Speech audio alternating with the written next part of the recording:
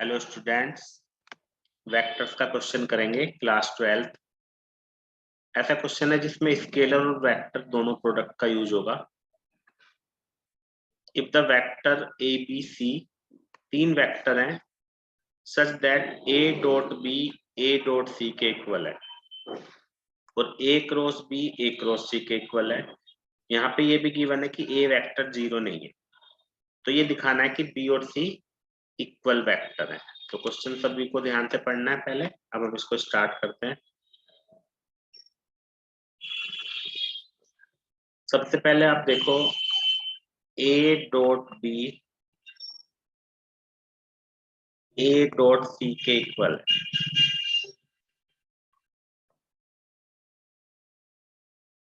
ये हम इसको लेफ्ट हैंड पे ले आते हैं तो ए वेक्टर यहाँ पे हमारा कॉमन आ गया।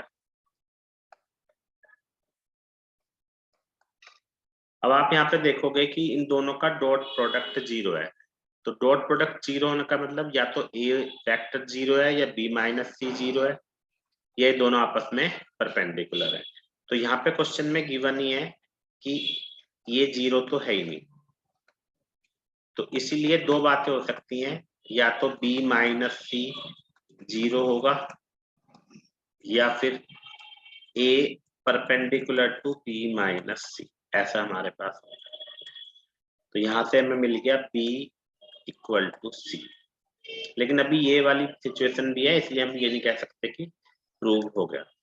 अब आगे देखते हैं। a क्रॉस b,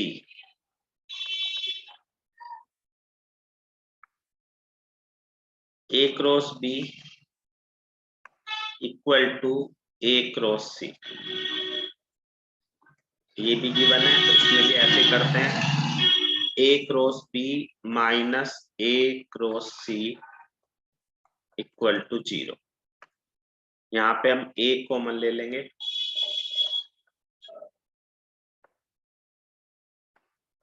फिर वही सिचुएशन है कि इनका क्रॉस प्रोडक्ट जीरो है। तो यहाँ पे हमें ये तो पता ही है कि a इस क्वेश्चन में जीरो नहीं होगा।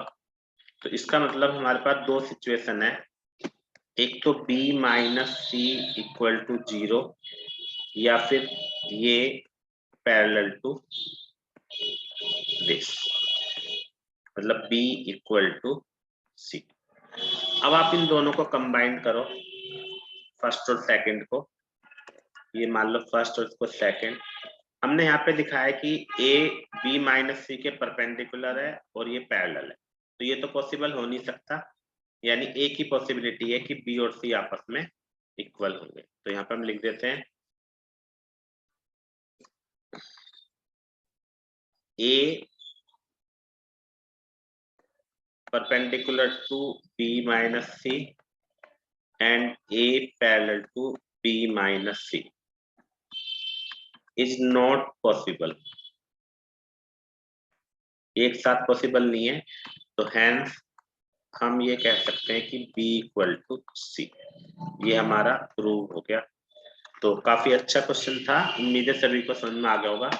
स्क्रीन पे आपको वेक्टर्स की प्लेलिस्ट नजर आ रही होगी जिसमें सीबीएसई एग्जाम से रिलेटेड बहुत इंपॉर्टेंट क्वेश्चन आपको मिल जाएंगे। Thank you very much.